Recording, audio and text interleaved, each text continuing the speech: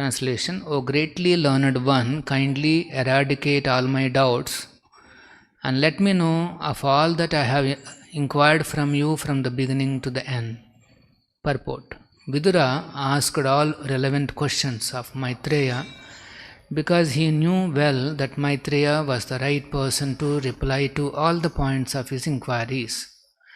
One must be confident about the qualifications of his teacher. One should not approach such inquiries, when replied to with imaginative answers by the teacher, are a program for wasting time.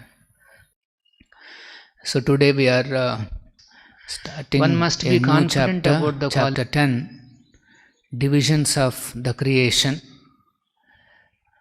So it starts with a question from Vidura. Antarhite Bhagavati, after the Supreme Personality of Godhead disappears, Brahma Lokapitamaha, Lord Brahma, who is the original created being of this universe, is also Lokapitamaha, the grandfather of all the inhabitants in all the planetary systems within the universe. Praja Sasarja Katidha, how did he created the bodies of living entities? Daihiki, by his body, Manasi, by his mind, Vibhuhu, O great one, O great sage.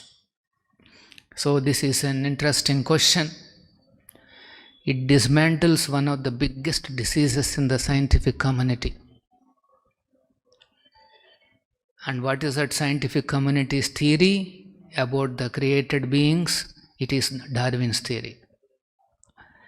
The most celebrated Darwin's theory talks about how the species have come into our world. How various species, we see fish, we see birds, we see plants, we see trees, snakes, we see human beings.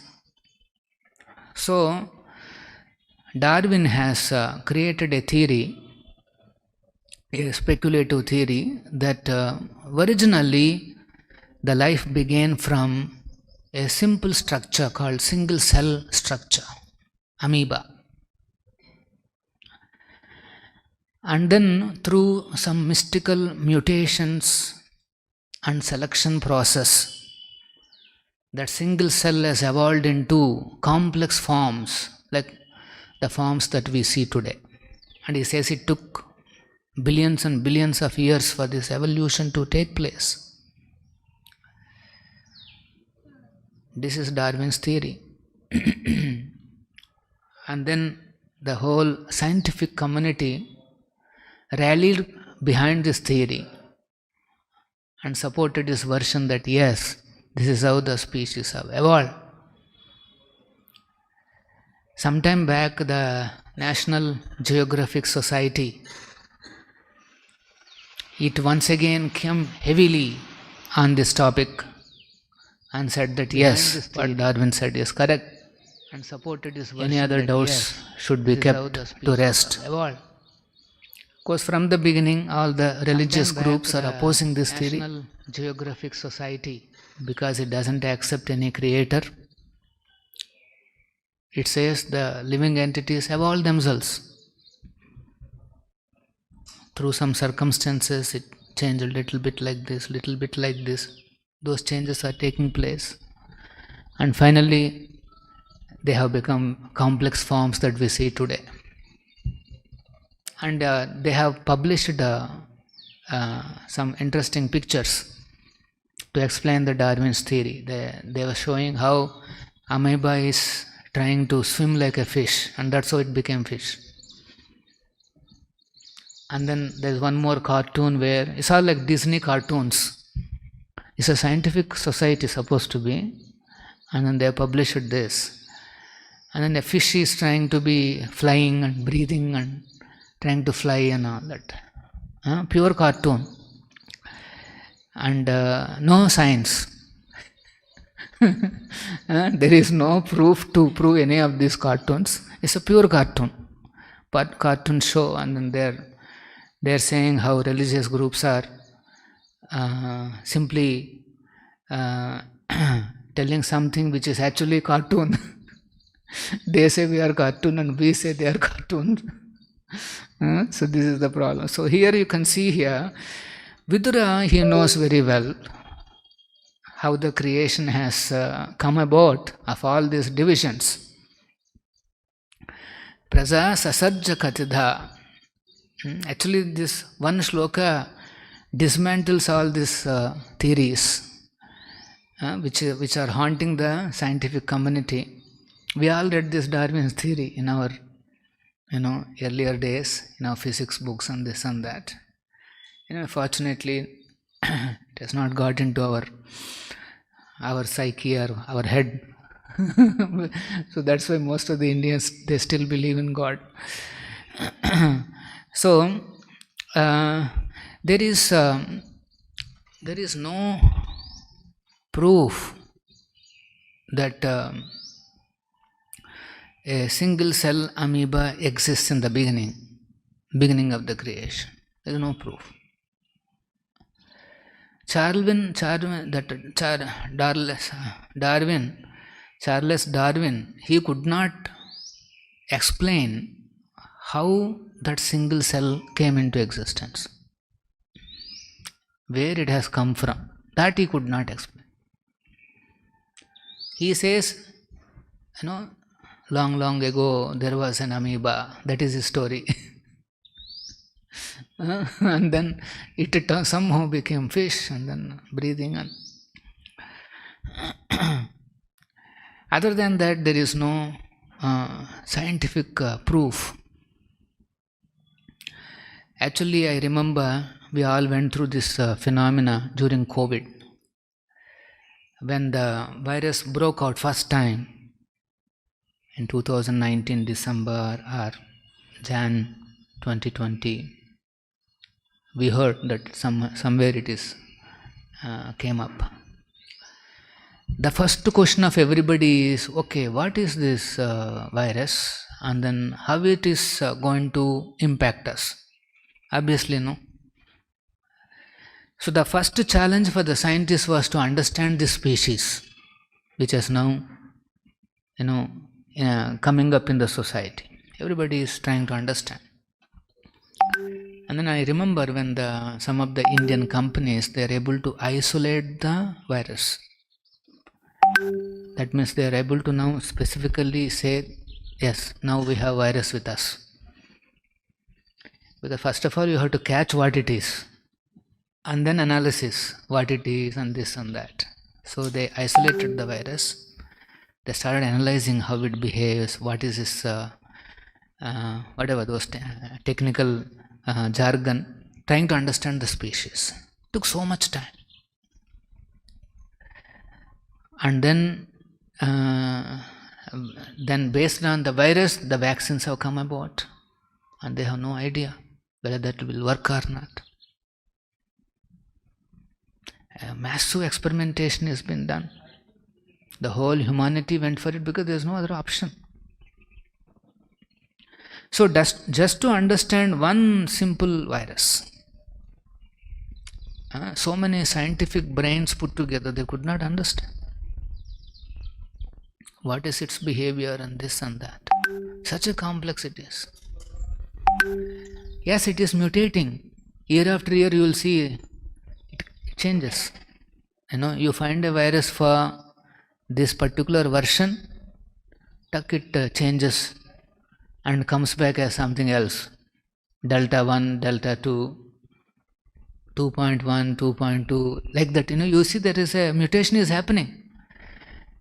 So that species is also trying to protect itself against the vaccination. So that's what Darwin is saying. Yes, survival of the fittest. Because of the survival problems, the species evolve into some other forms, and we can see that is happening. So that's why most of the scientific community say, yes, this is right. Looks like that ability is there to transform, mutate into a different variety and transform and then ensure that the species continue the species. So this is what this theory is. And Darwin also said that it took many millions and millions of years. But here we are seeing that everything is ulta. The first living entity is Lord Brahma, the most complex personality. The creation has started from most complex personality. It has not started from a single cell. And then he is Loka Pitamaha. He not only created human beings in this planet, but he has created living entities in all the planetary systems. He is Loka Pitamaha. Interesting point to see is that we all have one original grandfather, Loka Pitamaha. All the human beings are connected. In fact, all living entities are connected. We are all brothers. We are all belonging to one family, materially. But there is a higher understanding. That anyway we will discuss that. Higher understanding is that we are actually not these bodies. We are spirit souls. And we belong to a spiritual family. They are also same family, one single family. So Brahma Loka Pitamaha. So here he has created all these living entities in the entire universe. He filled it up. Obviously, he is the first one. And then his service is to fill it up. So he created Prajapatis, more Prajapatis, who can create innumerable living entities. And then interestingly here, Vidura is saying, Daihiki Manasi. Brahma has created all these living entities from his body and also from the mind. One should not think the process of creation is same in every planet. The way the creation happens here, it is same in all the other planets and everywhere else. No. Here we can see the first being is so capable that he can create the living entities from his body and the mind also. For example, these 4 Kumaras, they are considered Manasaputras. They came from the mind of Brahma. See? And then living entities are coming from all his body. Some things are coming from back side, some things are coming from front side. And when this creation is happening, suddenly he sees there is one small Varaha comes from his nose and becomes bigger and bigger and bigger and bigger. And that's the first Varaha incarnation. So now for the scientists or the so-called scientists, this all looks imaginary. How a person can give birth from all his various bodily parts? That's why they'll say, oh, these are all mythology. That's what they say. And we say that yours are all Disney cartoons. Going to the moon, going to the investigating in the moon. The rover is moving and there is a sand and there is some pictures and there is something. Disney cartoons. Or the fish is trying to fly and then breathe. Cartoons. There is no meaning to all these things, because in our experience we see, in our experience we see that matter can never produce any life. Amoeba cannot come automatically by some chemical combination. And amoeba cannot improvise into complex forms. We never see this happening now. Prabhupada busts all these myths by saying, now show me where a monkey is transformed into a human being. You show me now. Now they have no answer. That means evolution is complete? Everything is freezed? No. Actually, the theory itself is wrong. Actually, we will see, to start with, all the species are available. These 84 lakh species within this universe are readily available. Now it is up to the Brahma to place the living entities, the souls, into each and every species. It's like giving a key and then leave them in one planet. He has to position them in various planets, and that's how animation begins. The living entity starts enacting. I am man, I am woman, I am Indian, I am Pakistani, I am this, I am that. So many dramas will begin in all the planetary systems. Everybody identifies with the body, and the jiva goes through this journey endlessly. Abrahma bhuna loka punaravatino, it goes on. Brahmanda brahmite. This is the life within this universe. So people, without understanding that yes, there is there is a original Lokapitamaha, and he himself says, I have received this knowledge from the Lord himself, Krishna himself. So this is the proper understanding of creation. Then you may say, then we are seeing mutations are happening, so what do you say about that? You can see COVID mutations are happening, and selection. There is a selection. Actually, the moment you say selection, there has to be a selector. There has to be, isn't it selection how it happens? So, Prabhupada, in one of the Chaitanya Charitamrita purports, he gives a wonderful explanation. How matter cannot transform itself into innumerable forms. It's not possible. He says, let us say the car is, we all drive cars. The car can go left or the car can go right. So there is an inbuilt capacity in the car to either to go to left or to the right. There is an inbuilt capacity in the car.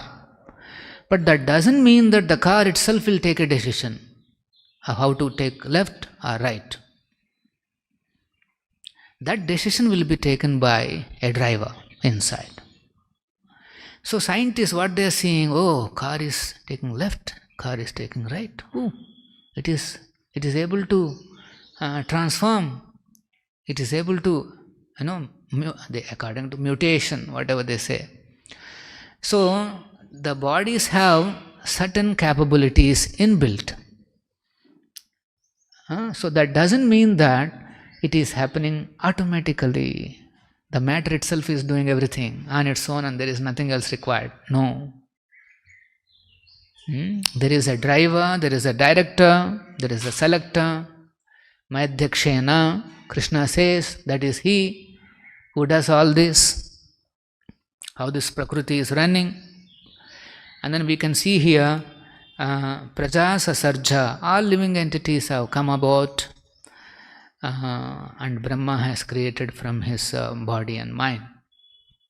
So one should not fall for this atheistic Sankhya philosophy. This is nothing new, the scientists what they are talking. Atheistic Sankhya is about this only. They say matter is all in all. Period. Everything came from matter, everything will go into the matter. That's all this. So they give a lot of importance to Pradhana. How the original matter is the cause of all causes. This is what they say. So that's why here Vidura is very humbly, he is putting a question to Maitreya. He wants to understand how these various species have been created. Species were created by Krishna through the agency of his appointed representatives like Brahma, the Prajapatis. It is never by some matter. They say primordial soup, original soup from which all the living entities came. It is the living entities are not from soup. You are in soup. By this by the scientific, your scientific theories are in soup. So here Vidura, he has, that's why he says, "O greatly learned one, kindly eradicate all my doubts." This is how knowledge can be received. This is the only way. This is the only way. What is the way? Ask from the person who knows, who has the knowledge. Already experimented, freezed, tested, verified. All knowledge is there, let us say, with somebody. We have to ask him. This is intelligence. We cannot go on with our experimentation and then say, maybe this is correct, that is correct, this is proposals, all brainstorming, and then projecting that as the actual valid theory. This is what scientists say. Actually, when Prabhupada was in the 60s, when he was in America, he has to confront all these theories. The most important theory was life came from chemicals. And Prabhupada vehemently opposes it. Life can never come from chemicals. And very fondly Prabhupada used to quote Swarup Damodar Prabhu's challenge to a scientist. Apparently he attends one scientific seminar. The person who proposed the theory that life comes from chemicals, he was giving a colorful explanation of how the life has come from chemicals and all that. In the end, this Prabhu goes and asks him, "Okay, now I'll give you all these chemicals what you are talking of. Can you produce one small chicken?" He says, "That I cannot do. No, still a lot of research is pending." Just because something is clear in the mind, people think that they have understood. They think that now I can propose, I can ask, I can do, I can challenge, and this and that. Mental clarity is sometimes deceptive. We cannot depend on all this. We have to go with the clarity of realized transcendentalists. Like Srila Prabhupada, when he says something, it comes with a force of already experimented, analyzed, verified, everything. That knowledge is called Veda. And he represents that Vedic knowledge. So, that's why here Maitreya Rishi is an exalted sage, a great sage, and he directly heard all this from the Lord himself. And so, here we can see he is requesting Maitreya, kindly eradicate all my doubts. Now this is important.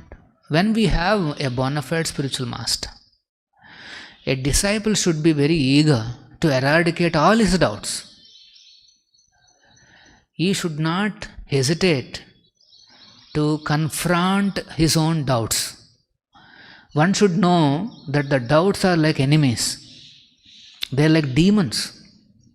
Like Prabhupada explains in Bhagavad Gita, Arjuna addresses Krishna as Madhusudana because Krishna killed a demon by name Madhu. Now in Arjuna's mind also there is a doubt, and that is appearing to be much bigger than Madhu. So that's why he is addressing Krishna as Madhusudana, you please eradicate this doubt. One should handle doubts like this. They should handle these doubts like how we handle demons. So one has to use appropriate weapons and ensure that the demon is killed. But then what happens? That is not possible for us because I am in doubt already. If I have a doubt, I am already in doubt. So the demon has already captured me. I will not be able to kill it. If I can kill the doubt, then I will not be under the control of the doubt.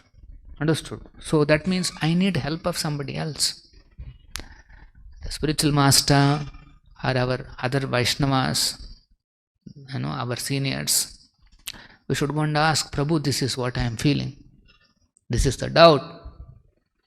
And he should be eager to clear off. Of course, there is a process of asking these doubts and questions. This is one more important point in spiritual life. In spiritual life, we are not only interested in the end point.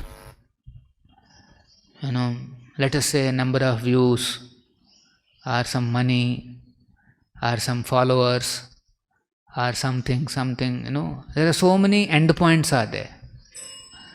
So, in a spiritual life, we are not just interested in that, okay, how many more views, more followers, or more money, if somebody brings, oh, that's all, he is great. No. It is seen what is the process by which he has reached to that final level, and that process is a Krishna conscious process.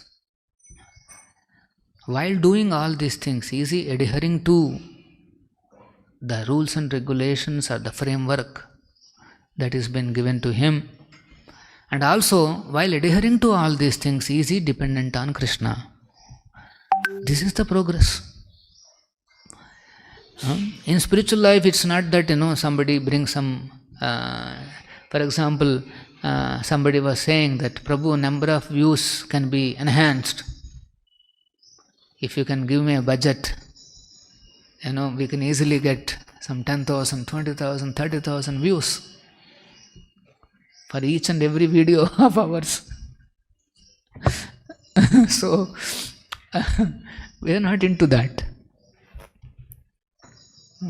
We are into, okay, how are you going to reach? Okay, some sincere people are hearing 50, 100, no problem. That is much better than some 10,000 people who are paid version. No.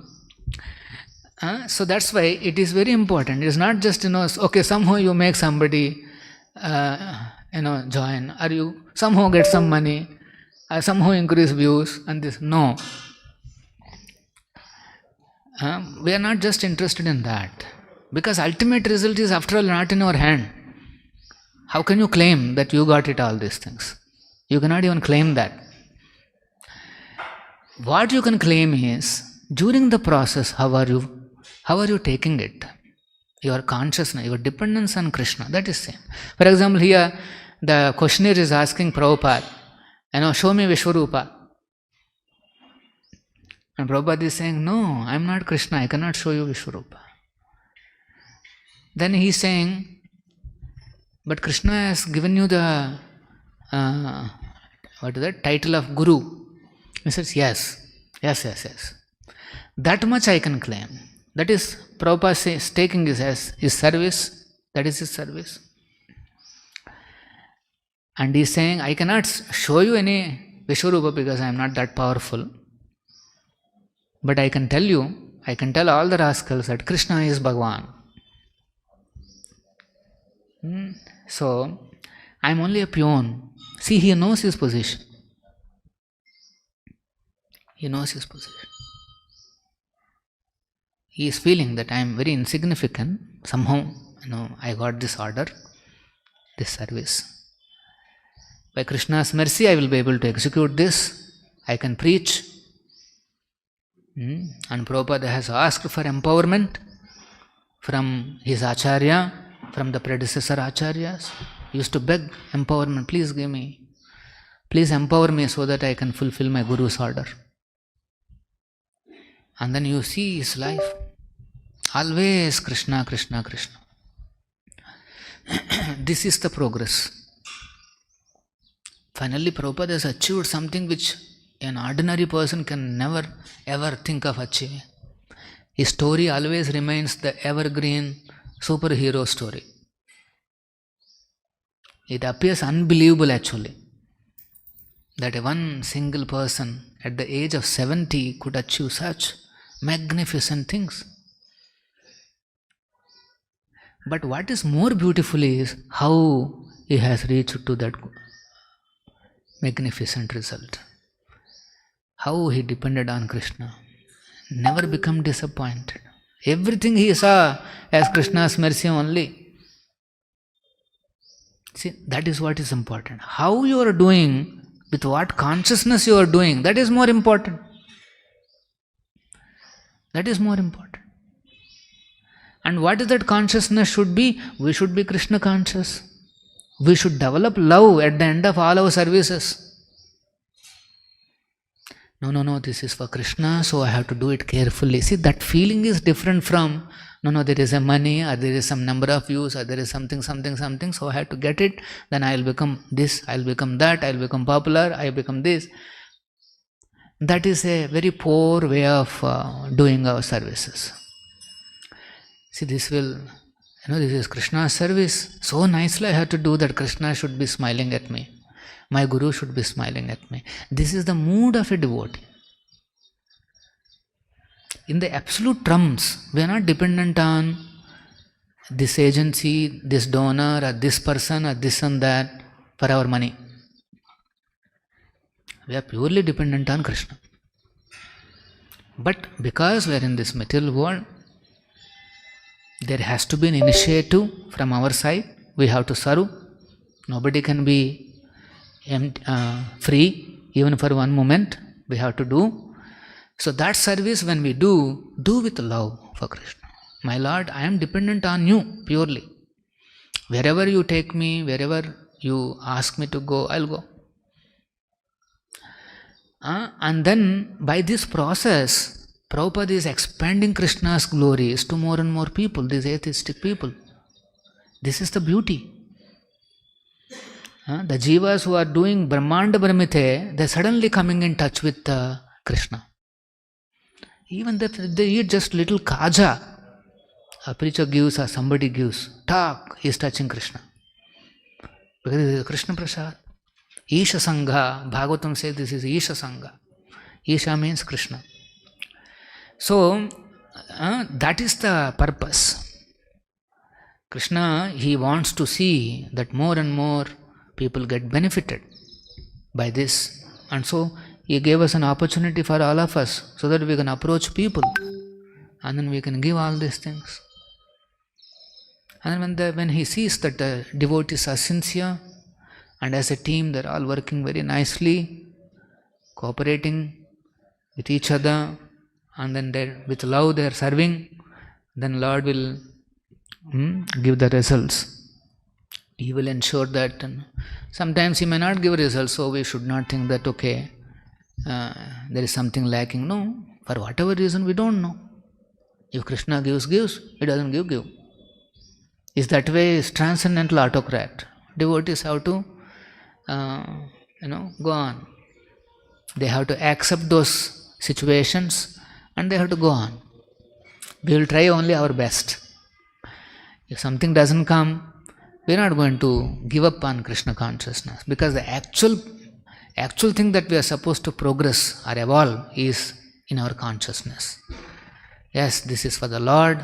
I will give my best. I have to sacrifice my everything for Krishna's service. This is the mood of the devotee.